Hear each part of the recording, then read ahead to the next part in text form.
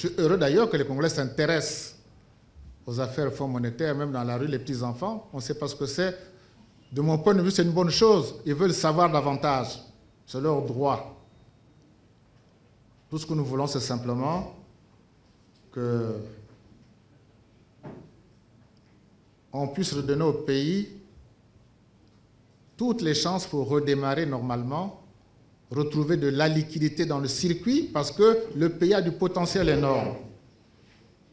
Il faut que tous ces retards que nous constatons, que nous déplorons, ça soit vraiment un lointain souvenir. Le souci, c'est de sortir de cette difficulté en regardant surtout l'avenir. Le passé, c'est bien le rétroviseur, mais ce qui m'intéresse, c'est comment on avance, en tirant les leçons du passé.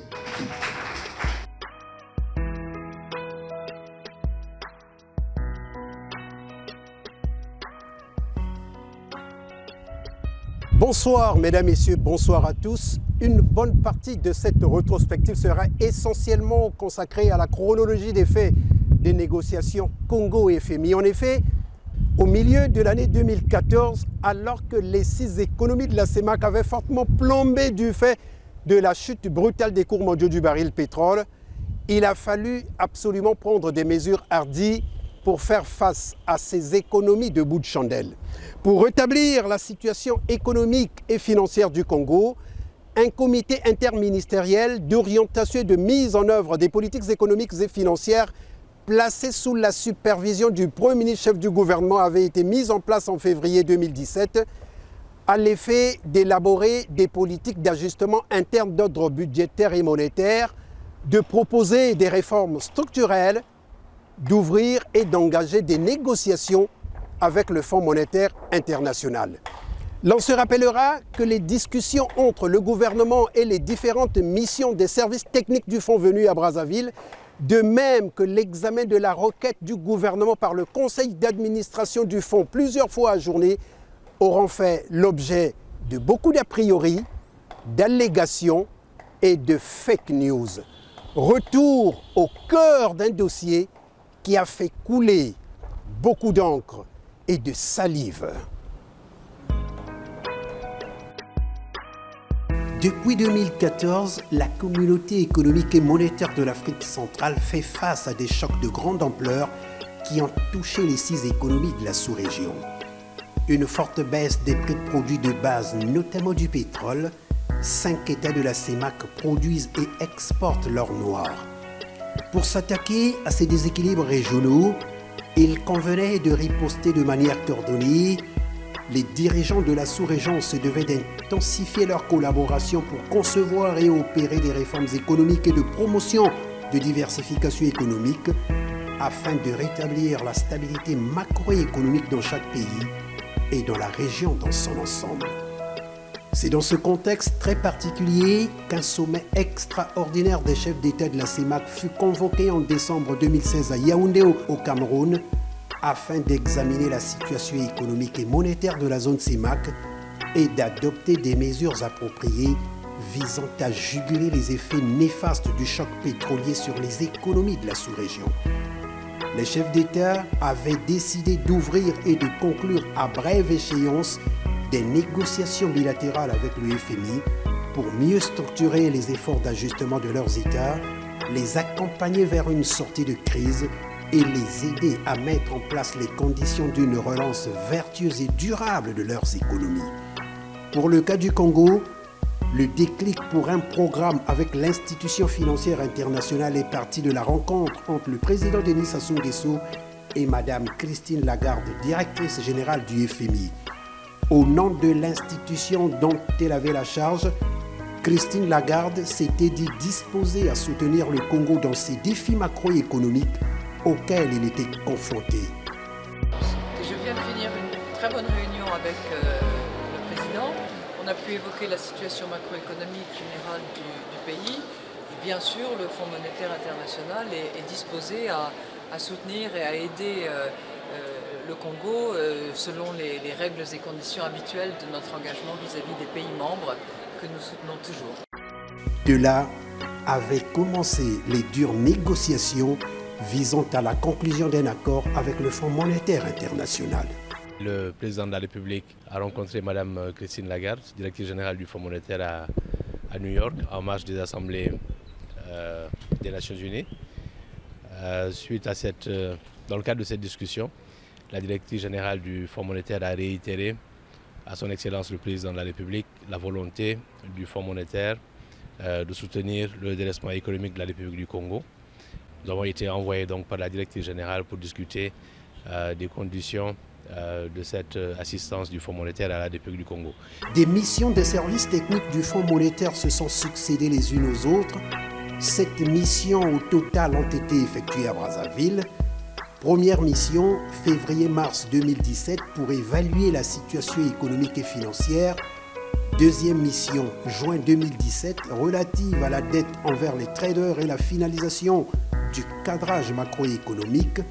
Troisième mission, septembre-octobre 2017, relative à la délimitation du cadre d'une étude sur la gouvernance. Mission technique du FMI a séjourné à Brazzaville, mais à l'issue de cette première étape de discussion, certains compatriotes n'hésitent pas à parler d'échec. Au stade actuel, Monsieur le Premier ministre, quel éclairage pouvez-vous donner à l'opinion?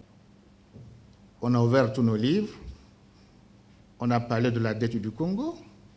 En réalité, ils avaient soif d'avoir des informations. Ils les ont eues. De mon point de vue, le communiqué le dit, il n'y a pas eu d'échec. Nous sommes au début d'un processus qui va se déclencher par une vraie négociation. Voilà, donc à ce niveau, moi je peux considérer que ceux de nos compatriotes qui pensent qu'il y a eu échec, il faut une mauvaise lecture de la marche des choses. Quatrième mission, décembre 2017, pour le début des négociations du programme, finalisation des entretiens sur la gouvernance et discussion sur un projet de lettre d'intention. Cinquième mission, avril 2018, finalisation des termes du programme. Et en juillet 2018, une première lettre d'intention du Premier ministre est transmise à la directrice générale du FMI. Sixième mission, novembre 2018, pour la mise à jour du cadrage macroéconomique et l'évaluation de la mise en œuvre des repères structurels. Septième et dernière mission, mai 2019, pour la mise à jour du cadrage macroéconomique qui prenait en compte la restructuration de la dette chinoise. Le 25 juin 2019, le Premier ministre Clément Mwamba transmet à la directrice générale du FMI la deuxième lettre d'intention et du mémorandum des politiques économiques et financières réactualisé. 2 semaines plus tard, le 11 juillet 2019, le conseil d'administration du FMI approuve la requête du Congo pour un programme de 3 ans soutenu par la facilité élargie de crédit. Les administrateurs du fonds saluent les récentes mesures d'ajustement prises par le Congo et notent cependant que la situation économique reste difficile en raison de la volatilité des prix mondiaux du pétrole et en appellent à la mise en œuvre constante du programme des réformes et à un renforcement accru de la gestion des finances publiques et de la mobilisation des recettes intérieures, notamment dans le secteur hors pétrole, pour permettre d'accommoder les dépenses de développement. L'accord vient d'être approuvé. Il y a longtemps qu'on attendait cet accord, donc c'est tout à fait une joie pour le gouvernement, bien sûr, la joie que nous devons partager avec tous les Congolais qui attendaient cet accord. L'accord approuvé marquait ainsi l'aboutissement d'âpres négociations initiées 2 ans auparavant. L'approbation du programme acté, le chef du gouvernement a entamé une série de rencontres d'explications auprès de différentes composantes de la société considérées comme des leaders d'opinion. D'abord devant les médias le 18 juillet 2019. Clément Mwamba se prête au feu roulant des questions des journalistes, curieux de savoir le contenu de l'accord avec ses 48 mesures et tous ses effets induits. Je crois que le Congo a bénéficié d'un programme qui me paraît être un très bon programme. D'un montant de 448,6 millions de dollars, Le programme appuyé par la facilité élargie de crédit vise à aider le Congo à rétablir la stabilité macroéconomique, y compris la viabilité de la dette et à jeter les bases d'une croissance plus élevée et plus inclusive. J'entends dire, mais pourquoi seulement un petit montant comme ça? Oui, parce qu'on va clore bientôt. Il y en a qui se plaignent, mais ce n'est pas gros, ce n'est pas important. On s'attendait à des montants plus élevés. Cette facilité, en temps normal, on vous donne 100%. Nous avons une quote-part. C'est comme la part dans un capital. Le poids du Congo, d'abord de tous les pays africains, quand on fixe les quotes-parts, on a des montants très résiduels. Et ça nous amène à cette part. Facilité élargie, le mot élargi, après une série de concertations et d'indicateurs. Ce qu'on a fait dans le passé, comme nous sommes comportés avec le fonds, notre capacité à rembourser le crédit du fonds monétaire qui est à taux zéro, tout ça mixé, ils ont décidé, comme tout banquier, je vous donne telle somme. Et ils ont pris le forfait, 200% de votre quote-part, le double. Voilà le montant. Est-ce que c'est beaucoup? Je dis non, ce n'est pas beaucoup, mais c'est conforme peut-être à la réalité de notre pays. Le gouvernement dont il a la charge se dit totalement engagé à réussir ce programme qui est la condition indispensable au rétablissement des équilibres macroéconomiques, à la restauration de la confiance des partenaires économiques et financiers, à l'amélioration des conditions de vie des populations. Il est d'abord le locuteur qu'il a été. Je crois que Clément Mwamba a été puisé dans le vivier des talents économiques de notre pays. Il n'y a pas de doute qu'on puisse ne pas croire à ce qu'il vient de nous dire. Aujourd'hui, nous pouvons penser que le Congo est maintenant ouvert à la communauté économique et financière internationale. C'est un bon point. Maintenant, il reste à ce que la presse continue à jouer son rôle pour ne pas permettre qu'il y ait encore des agapes familiales ou amicales dans ce pays. C'est d'abord un exercice très important, ce que le Premier ministre vient de faire. Au sortir de cette conférence de presse, il y a certaines idées qui sont aujourd'hui claires. D'abord sur les conditionnalités, sur le poids de la dette et sur la mise en exécution de l'accord même. Ce n'est pas une histoire d'être convaincu, mais d'abord de féliciter la transparence qu'il y a eu, parce que ce genre d'exercice, nous ne l'avons pas souvent dans ce pays. Le 25 juillet 2019, le numéro 2 de l'exécutif congolais se retrouve face aux députés de l'Assemblée nationale pour une question d'actualité relative à cet accord. Du haut de cette tribune nationale, le Premier ministre souligne que le programme du Congo vient appuyer les efforts du gouvernement dans la mise en œuvre des réformes économiques et financières du pays et donne la priorité à 5 grandes lignes que sont le rétablissement de la viabilité budgétaire et la restructuration de la dette, les réformes structurelles, l'amélioration de la gouvernance, le renforcement du capital humain et la reconstitution des réserves de change. D'une chambre à une autre, les sénateurs à leur tour accueillent le chef du gouvernement.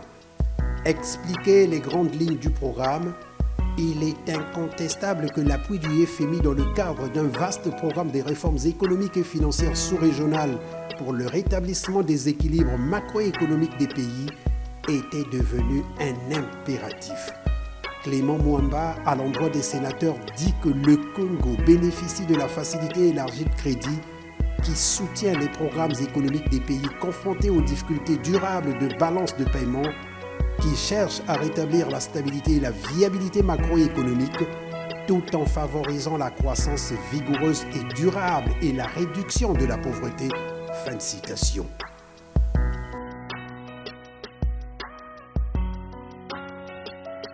La majorité présidentielle, à son tour, avait besoin de s'informer. Elle est allée puiser l'information à la source auprès du Premier ministre. Le 1er août 2019, Clément Mwamba se rend au siège du PCT, le Parti congolais du travail en Mpila, pour se faire entendre par la coalition au pouvoir. La majorité présidentielle avait sollicité un débat franc et sans tabou. Elle a obtenu, c'était en milieu autorisé, pour lever les équivoques fondés ou infondés, tous ces faits vénéneux qui entourait cet accord et qui allait, mais vraiment, dans tous les sens. Pour le Premier ministre, l'approbation du programme du Congo est un pas en avant vers le renforcement des bases de l'économie nationale, mais il reste formel. L'accord obtenu n'est pas une panacée. Il ne suppose nullement ni la fin de la crise, ni la fin des sacrifices pour l'État et pour le peuple tant que persisteront les déficits budgétaires et financiers. À l'évidence, cet accord, poursuit-il, est avant tout un catalyseur de confiance des bailleurs de fonds et des investisseurs, un gage de crédibilité des politiques publiques. Au front de la lutte pour la mise en œuvre du programme en faveur du Congo, tous les ministres sans exception se sont retrouvés au Centre international de conférences de Kintélé pour un séminaire gouvernemental, une sorte d'innovation dans le management de l'action du gouvernement. Comment conduire les différentes mesures contenues dans cet accord dans le strict respect du chronogramme? Le sujet a donc appelé à un renforcement de capacité, question de permettre à l'ensemble des membres du gouvernement d'avoir le même niveau de compréhension et de cerner les modalités de sa mise en œuvre. Une véritable innovation parce que de mémoire de membres du gouvernement et même mes prédécesseurs, tout le monde a loué l'innovation en question. Et tout le monde a souhaité que ça se poursuive, parce qu'il s'agit pour le gouvernement de s'approprier les événements et d'avoir les mêmes éléments de langage. Nous sommes face à une grande responsabilité, celle de tenir cet accord et de le réussir, a rappelé le chef du gouvernement à l'ensemble de ses ministres. Les 48 mesures, c'est pour le programme. Le programme, il dure 3 ans, attention.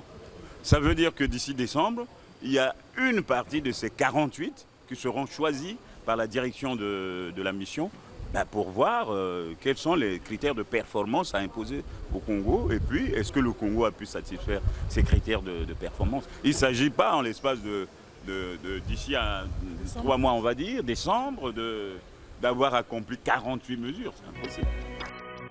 Fin octobre, une mission du FMI conduite par Alex Segura séjourne à Brazzaville dans le cadre du suivi de l'accord et rencontre le chef du gouvernement avec qui il discute du travail effectué durant toute la mission et du constat fait sur le terrain.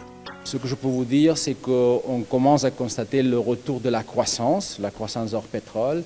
C'est vrai, elle reste relativement faible, mais après 3 ans de récession, voire le début de la croissance, c'est positif. Nous avons conseillé aux autorités de poursuivre les réformes, surtout celles qui concernent le paiement de la dette intérieure, qui va redynamiser le secteur privé, et aussi les mesures structurelles qui pourraient attirer l'investissement.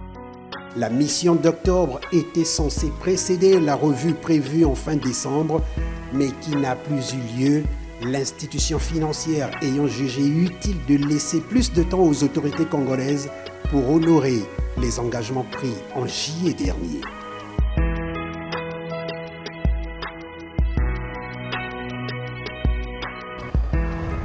Le Congo a connu des moments sombres de son histoire politique, victime des conflits armés aux conséquences désastreuses.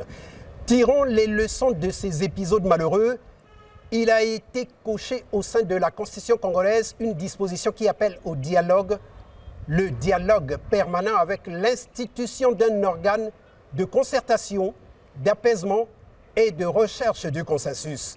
Le 9 juillet 2019, le Premier ministre, chef du gouvernement, a présidé la cérémonie de lancement officiel des activités du secrétariat permanent du Conseil national du dialogue, présidé par l'un des derniers Mohicans de l'histoire politique du Congo, Maître Martin Bély.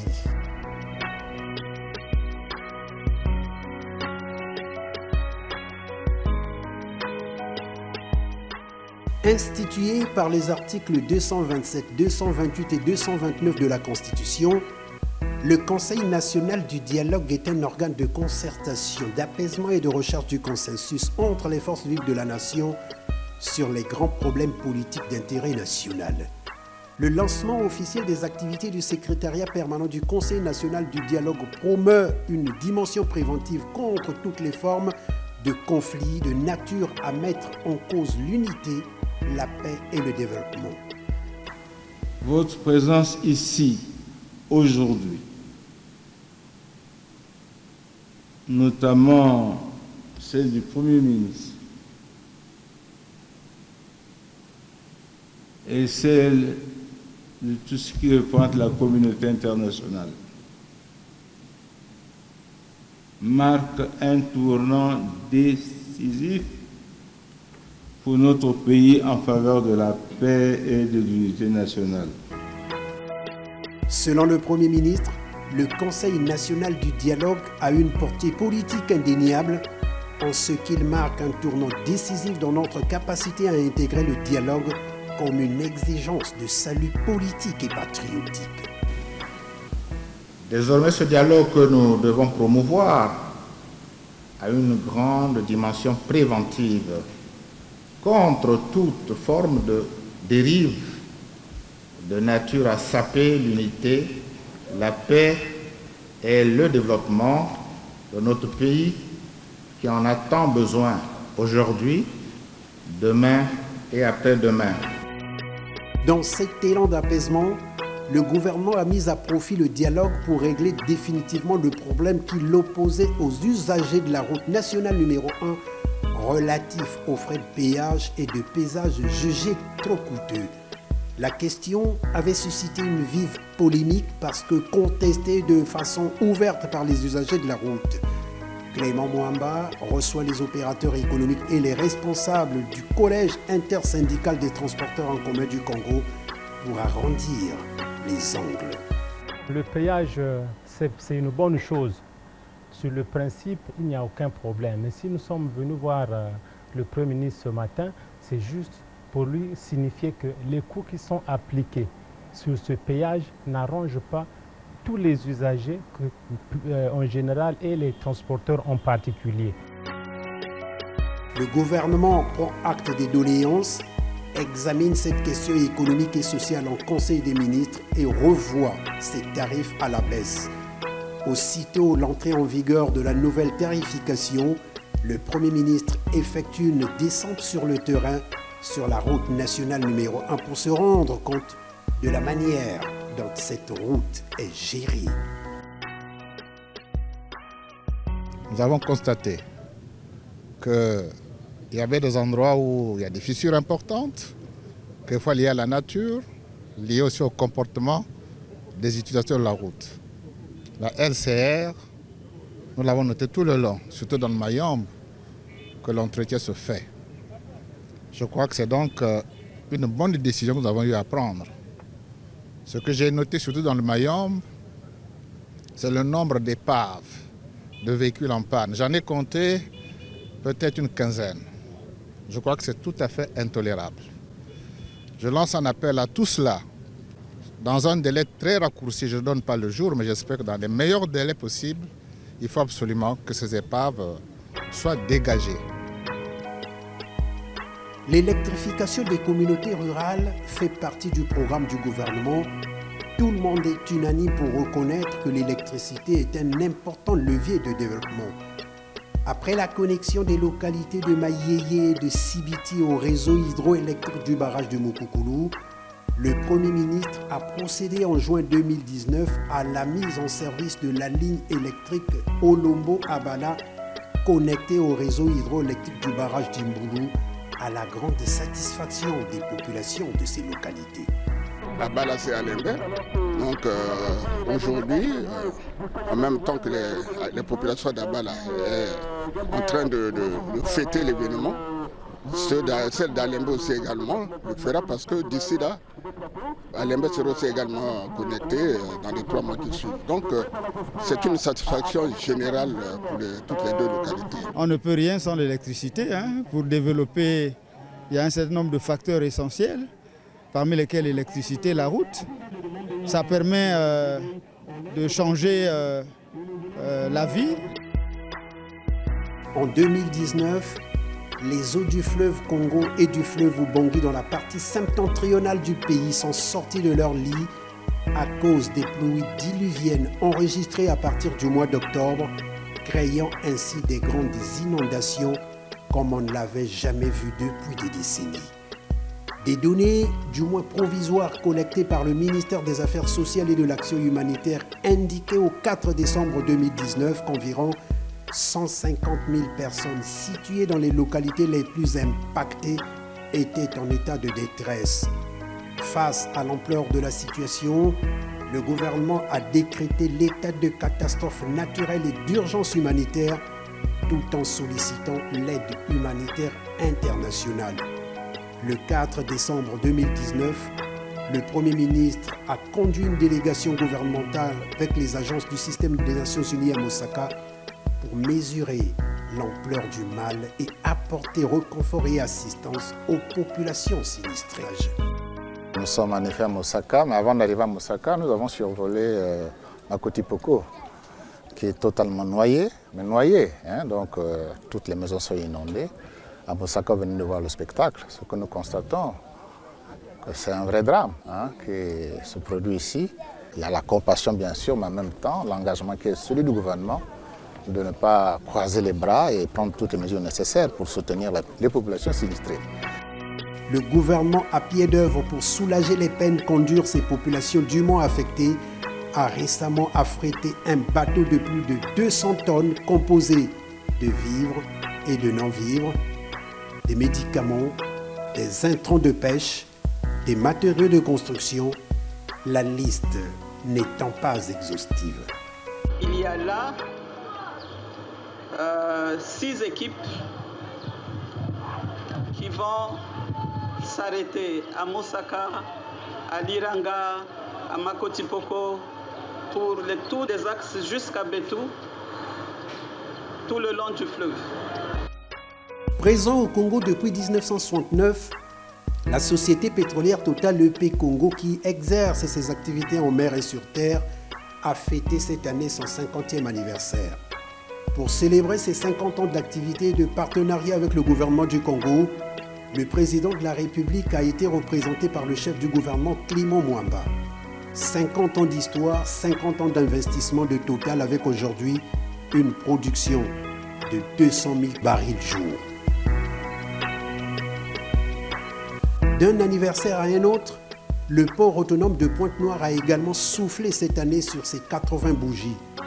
1939-2019, il y a 80 ans qu'avait été créé le port autonome de Pointe-Noire, maillon essentiel de l'économie nationale, grâce à l'ensemble des investissements réalisés, notamment la mise en concession du terminal à conteneurs.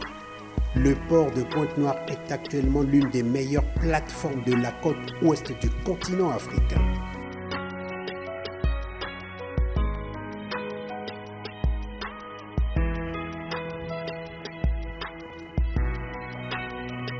À l'étranger, le chef du gouvernement est allé porter la voix du Congo au nom du président de la République, donc la diplomatie est un domaine exclusivement réservé. Le chef du gouvernement s'est rendu à Paris, en France, participer à la 8e conférence mondiale de l'ITIE, l'initiative pour la transparence dans les industries extractives. Puis, il s'est rendu à New York, aux États-Unis, dans le cadre de la 74e session de l'Assemblée générale des Nations unies.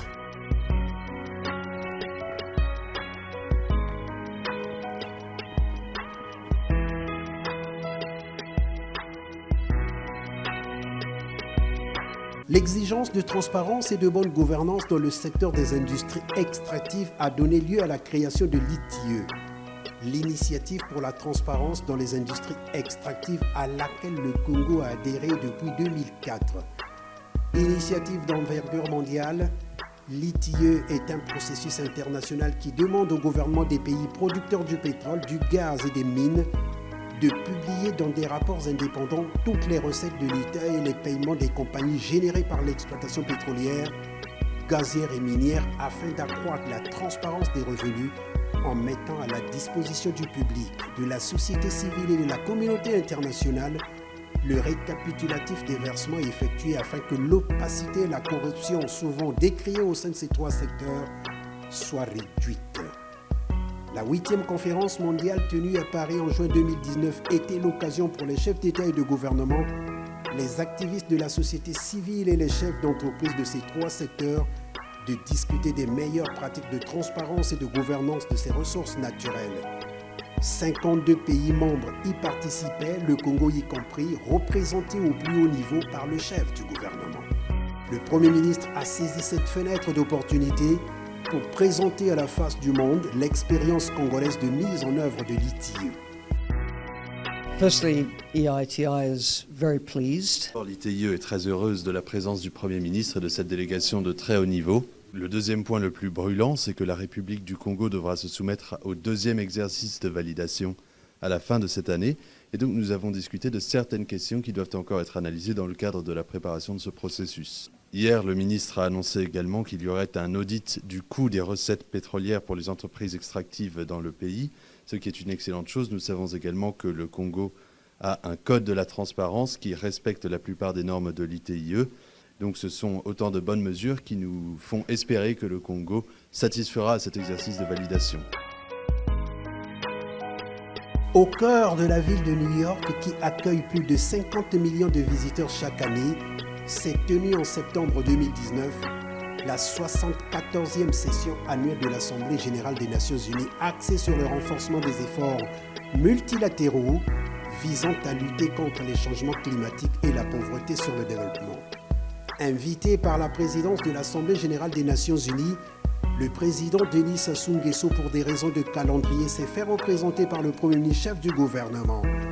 Clément Mwamba est allé porter la voix du Congo à cette tribune mondiale autour des thématiques liées au développement durable, au changement climatique et aux défis du monde, avant de participer à la réunion annuelle des chefs d'État et de gouvernement, la réunion des grands du monde, la seule à laquelle participent les chefs d'État et de gouvernement. À l'ouverture du débat général, le secrétaire général de l'ONU, Antonio Guterres, et le président de l'Assemblée générale, Mohamed Bandé, ont plaidé auprès des dirigeants du monde pour un esprit de coopération pour le bien commun. Nous sommes ici pour servir, pour faire progresser le bien commun, tout en défendant notre humanité et nos valeurs communes. En cette période de division, nous devons renoncer avec cet esprit qui avait uni les fondateurs de notre organisation. Fin de citation. New York incarne depuis 2001 les vicissitudes du monde contemporain. En effet, l'histoire contemporaine de la ville a été marquée par les attentats du 11 septembre 2001. 2 avions de ligne détournés par des terroristes membres d'Al-Qaïda percutent les tours jumelles du World Trade Center et les détruisent. La destruction des tours jumelles reste un épisode traumatisant pour les habitants de la ville.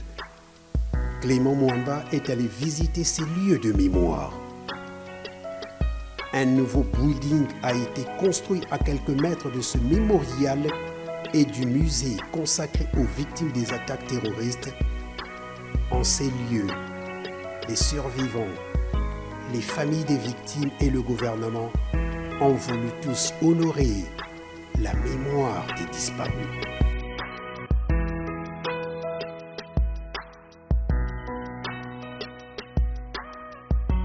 Nous venons aussi constater tous les progrès qui ont pu être accomplis. La mémoire, c'est une chose, c'est bien noté, mais en même temps, de voir que les autorités des États-Unis ont construit sur place un mémorial extrêmement impressionnant qui nous rappelle tout ce qui s'est passé et surtout ils projettent l'avenir. Ils nous ont dit ce que nous venons de voir est un acquis important, mais en même temps, il y a l'option d'encore améliorer cet endroit pour qu'on sache que lorsqu'on a connu un choc dans la vie, on peut toujours reprendre du souffle et redécoller dans les meilleures conditions. Et ce qu'ils ont fait. Donc, il y a à la fois la mémoire et la bonne perspective qu'on doit avoir de l'avenir.